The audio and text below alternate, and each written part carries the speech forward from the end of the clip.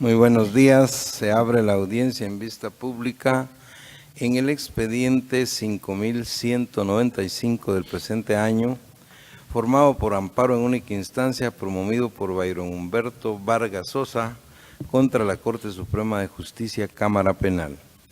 El señor secretario general de la Corte hará relación del acto reclamado, de las peticiones de fondo formuladas y efectuará las advertencias reglamentarias para la presente audiencia. En el uso de la palabra, el abogado secretario de la Corte.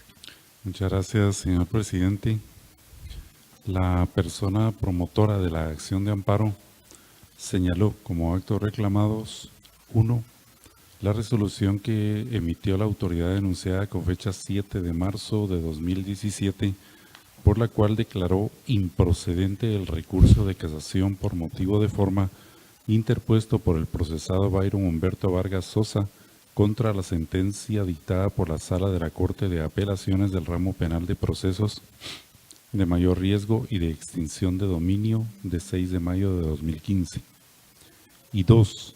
La resolución emitida por la autoridad impugnada con fecha 9 de junio de 2017, por medio de la cual declaró improcedente la actividad procesal defectuosa presentada por el procesado Byron Humberto Vargas Sosa contra la sentencia de fecha 7 de marzo de 2017 emitida por la Cámara Penal de la Corte Suprema de Justicia. Con base en los argumentos de hecho y de derecho que quedaron contenidos en el escrito originario de la acción, quien la promovió solicita que, agotado el trámite respectivo, se dicte sentencia mediante la cual se otorgue el amparo solicitado. Como consecuencia, que quedan en suspenso en definitiva los actos reclamados y que se ordene a la autoridad impugnada para que restablezca la situación jurídica afectada, emitiéndose las demás prevenciones y apercibimientos que manda la ley. De conformidad con lo que establece el artículo 67 del Acuerdo 1-2013 de esta Corte, la parte interviniente, en el momento de hacer uso de la palabra, deberá dirigirse directamente al tribunal, expresar sus alegaciones en forma oral de conformidad con el objeto de la vista pública previsto en el artículo 61 del acuerdo mencionado y no dar lectura a ningún documento salvo que para ello cuente con autorización previa del señor presidente. Deberá concretarse el asunto planteado, ser breve, conciso y preciso en su exposición. Para la exposición de alegaciones, la parte interviniente cuenta con un tiempo máximo de 15 minutos. Es todo, señor presidente. Muchas gracias, señor secretario.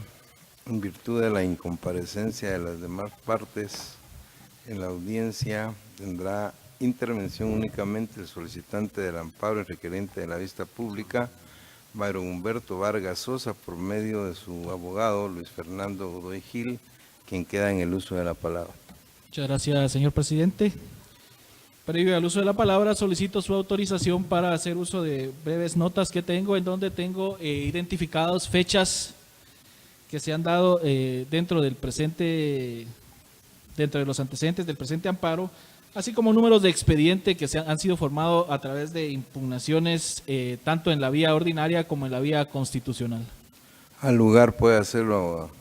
Muchas gracias, señor presidente, honorables magistrados de este alto tribunal constitucional. La defensa del sindicado Byron Humberto Vargas Sosa y postulante hoy de amparo en única instancia ha promovido esta defensa constitucional a efecto que se reparen las violaciones a sus derechos fundamentales que se han llevado a cabo dentro de la tramitación del proceso penal que subyace a esta acción constitucional. Y traemos a este pleno esas violaciones en virtud de la doctrina legal que ha sido o emanada de esta honorable Corte de Constitucionalidad y que está contenida en los expedientes 5.744-2016, 5.879-2016 y 5.875 del año 2016, en donde se ha separado de la doctrina anterior y detalla que, salvo evidente violación a derechos constitucionales, no es viable en etapas en las que aún existen diversas vías ordinarias de defensa, se insta el amparo para cuestionar decisiones asumidas por los jueces ordinarios en torno al procesamiento de una persona. Llevado esto al ámbito del proceso penal, implica que únicamente después de agotada la vía ordinaria, que se agota con el recurso de casación, se puede instar la defensa constitucional de amparo para revertir esas violaciones a los derechos fundamentales. El presente caso, pues, inició en el año 2009, en donde mi patrocinado, en aparente flagrancia, el día 14 de febrero del año 2009, es aprehendido junto a otras personas por una eventual colisión automovilística, y se dio el aparente seguimiento y concluyó con la aprehensión un día después, el día 15 de febrero, en donde fue aprehendido y puesto a disposición de los órganos jurisdiccionales y motivado auto de procesamiento y prisión preventiva por los delitos de portación ilegal de arma de fuego de uso civil y o deportivo.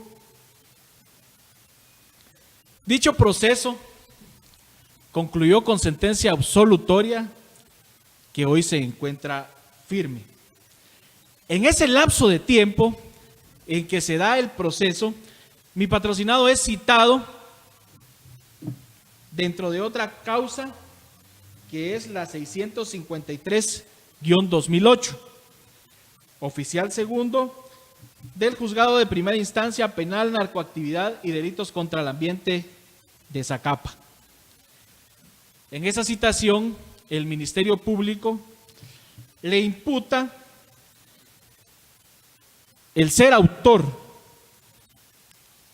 de la muerte violenta de las señoritas María Alejandra Girón Trigueros, Nancy Carolina Hichos Pérez y Silvia María Morales Rodas.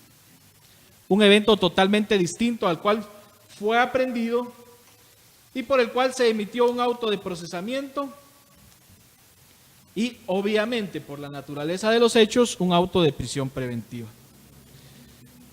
El 14 de mayo del año 2009, rompiendo con el esquema de juez natural, un juez suplente nombrado ad hoc para el efecto dictó auto de apertura a juicio en donde declara sin lugar las pretensiones de la defensa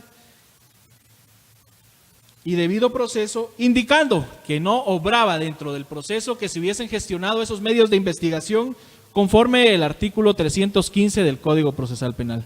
Y aquí encontramos, en principio, una primera violación a derechos fundamentales de mi patrocinado, que al haberse agotado la etapa correspondiente a través de la casación, debe ser examinada por este Tribunal Constitucional. Si ya se había gestionado una prueba de ADN para determinar las personas que participaron en la violación y en la muerte violenta de referidas menores de edad, lo prudente era que se esperaba tener el resultado de esta prueba de ADN para determinar la participación en la violación y la participación en la muerte de referidas personas. Pues dentro de la escena criminal, el Ministerio Público obtuvo como evidencia dentro de la escena del crimen muestras de hisopo de semen del victimario y colillas de cigarro de las personas que estuvieron presentes en la escena del crimen. Sin embargo, el juez ad hoc nombrado para esta audiencia declaró sin lugar dichas pretensiones bajo el argumento que éstas no habían sido instadas por la defensa. Luego de esto, se designó como tribunal competente para seguir conociendo del debate o para conocer del debate oral y público y conocer también de la fase del ofrecimiento de pruebas al Tribunal de Sentencia Penal, Narcoactividad y Delitos contra el Ambiente de Zacapa, que para aquella fecha resultaba competente, pues debemos de tener presente que la vigencia de la Ley de Tribunales de Competencia Ampliada es del año 2009, decreto 21-2009 del Congreso de la República. Sin embargo, Cámara Penal de Corte Suprema de Justicia de aquella época designó un tribunal incompetente para seguir conociendo del presente asunto. Ello dentro del expediente 653-2008 y 1788-2008 a cargo del oficial segundo. Y aquí, honorable presidente, le solicitaría que, como en aquella fecha el magistrado presidente de esta Corte de Constitucionalidad integraba Cámara Penal de Corte Suprema de Justicia, quien fue quien designó a este tribunal sin estar habilitado por una ley que así lo estableciera, examine si no se encuentra su imparcialidad en duda.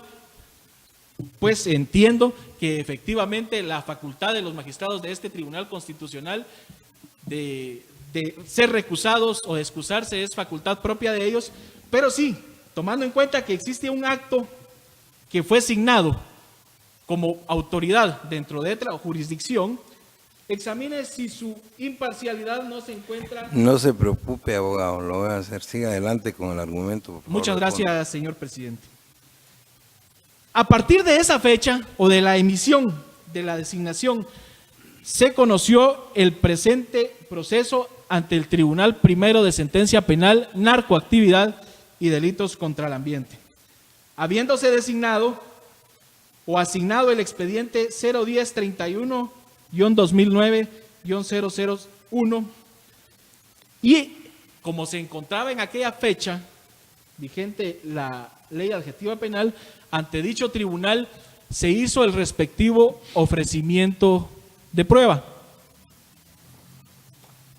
Dentro del ofrecimiento de prueba instado por el Ministerio Público, se propone como testigo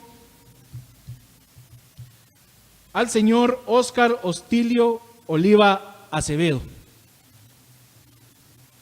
como testigo de cargo por parte del Ministerio Público, quien, de acuerdo a la propia información remitida por la Fiscalía en aquella época, en el momento de los hechos se encontraba privado de su libertad.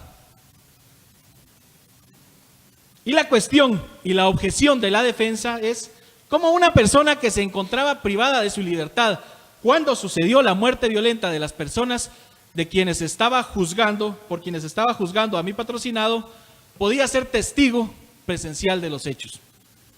Dicha objeción pues tuvo cabida dentro del Tribunal de Sentencia y fue rechazada al advertirse su impertinencia por los hechos que pretendía probar el fiscal en aquella oportunidad a través de referido órgano de prueba testimonial. La Fiscalía promovió amparo, como estaba la doctrina en aquella oportunidad, y la Sala Cuarta de la Corte de Apelaciones ordenó al Tribunal de Sentencia que admitiera esta declaración testimonial, la declaración del reo Óscar Hostilio Oliva Acevedo, indicándose en la sentencia de amparo pues que correspondía al tribunal, a través de las reglas de la sana crítica razonada, examinar en sentencia si es creíble la declaración de dicha persona dentro del debate oral y público y debía de admitirse. Superados estas cuestiones accesorias o incidentales al proceso penal, pues efectivamente se llevó a cabo el debate oral y público ante el referido tribunal, que concluyó con sentencia condenatoria en contra de mi patrocinado. Y en la sentencia condenatoria del tribunal, primero de sentencia penal, narcoactividad y delitos contra el ambiente, de mayor riesgo, hoy grupo A, detalla que le da valor probatorio a la declaración de dicho testigo, pues resulta que es creíble que bajo efectos de la ingesta de algunos tragos y siendo compañeros de celda, el sindicado Vargas Sosa, bajo la desinhibición que provoca la ingesta de alcohol, le haya revelado al testigo lo ocurrido en Estanzuela, Zacapa. Dicho testimonio, con las entrevistas que le hicieron los agentes policiales, sirvió de base para esa sentencia de condena en contra de mi patrocinado por 3 muertes violentas. No fue suficiente el haber acreditado que ese día, el día de los hechos, mi patrocinado se encontraba en una fiesta dentro de su residencia. La comparecencia de las personas que llegaron a su residencia a declarar. La autoridad religiosa que dice que lo vio en esa fecha. Tampoco fue evidencia suficiente el resultado de las pruebas de ADN que efectivamente se realizaron y el resultado llegó al tribunal de sentencia, en donde no existía compatibilidad de las muestras extraídas hacia mi patrocinado con las extraídas de la escena del crimen. ¿Valió más la declaración del convicto? Quien manifestó que bajo la ingesta de alcohol le había confesado haber cometido el crimen. Estos argumentos motivaron a que se planteara 3 apelación minutos, especial. abogado, para sus conclusiones. ¿Perdón? 3 minutos Muy para bien, que haga sus conclusiones. señor presidente. Motivaron la apelación especial. Dicha apelación especial fue acogida por la Sala Primera de la Corte de Apelaciones de Mayor Riesgo y anulado el fallo. En dicho fallo dicen que no es creíble la versión y que no puede dársele valor probatorio, pues la confesión extrajudicial carece de valor probatorio y más aún si no está en el uso de sus facultades por la aparente ingesta de bebidas alcohólicas. Superó todas las etapas en la vía constitucional la impugnación que realizó tanto el Ministerio Público como la Comisión Internacional contra la Impunidad en Guatemala y se ordenó nuevo debate. En el nuevo debate, el Tribunal de Sentencia, con la misma declaración, vuelve a emitir sentencia de condena.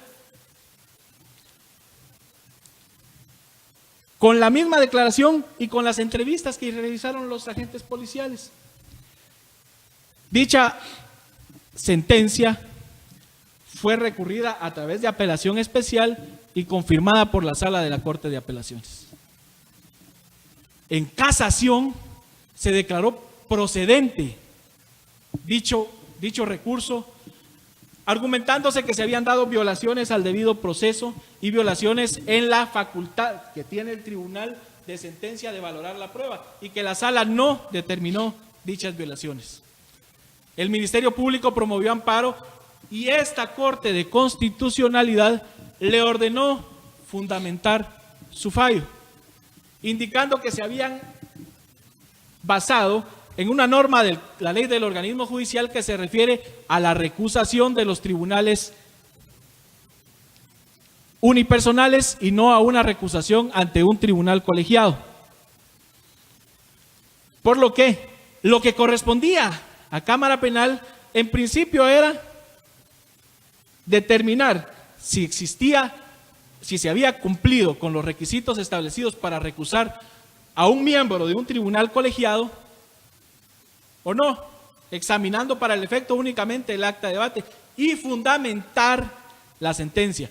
Contrario a esto, Cámara Penal de Corte Suprema de Justicia hace una transcripción del fallo de la Corte de Constitucionalidad y por esas consideraciones que transcribe, declara improcedente la casación. Es decir, le da un sentido contrario al fallo que ya había emitido bajo el argumento que Corte de Constitucionalidad se lo había ordenado, cuando el examen que se le había ordenado era de determinar si se había cumplido con el trámite de la recusación realizada en su oportunidad al presidente del Tribunal de Sentencia. Ante esto, pues lógicamente, al advertir la incongruencia entre el fallo de la Corte de Constitucionalidad con lo resuelto por la Cámara Penal de la Corte Suprema de Justicia, pues se promovió una actividad procesal defectuosa, instando a la Cámara Penal a que resolviera efectivamente conforme lo ordenado por esta Corte de Constitucionalidad. Dicho medio de impugnación, al igual que la casación, fue declarada improcedente.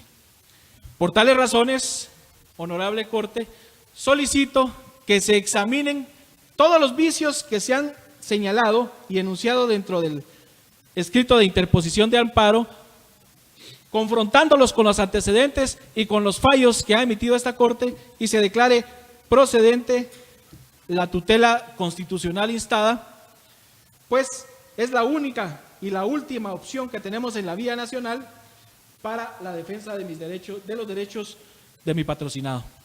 Teniendo presente que ya se ha otorgado medidas cautelares por la Comisión Interamericana de Derechos Humanos a favor de mi patrocinado por violaciones que se han dado dentro del presente proceso. Únicamente.